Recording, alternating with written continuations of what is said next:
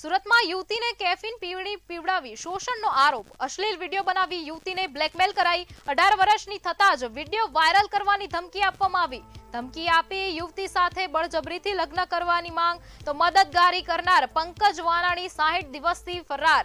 સિંગણપુર પોલીસે પંકજ વાનાણીને ઝડપી લીધો, તો પોલીસે આરોપી સામે કાર્યવાહી હાથ ધરી. સમગ્ર માહિતી સાથે સંવાદદાતા દીપક જોડાઈ ગયા છે. જી દીપક, શું હતી સમગ્ર માહિતી?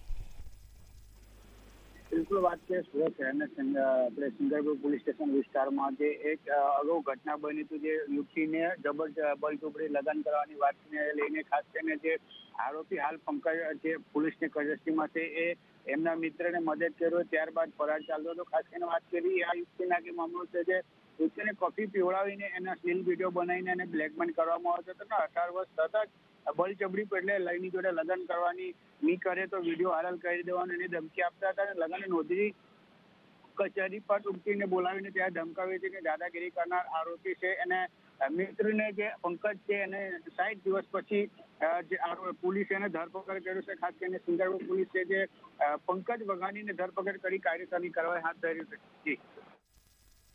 જી દીપક, સમગ્ર માહિતી બદલ આપનો આભાર. ધમકી આપી યુવતી સાથે બળજબરી કરી મદદગારી કરનાર પંકજ વાનાણી 60 દિવસથી ફરાર.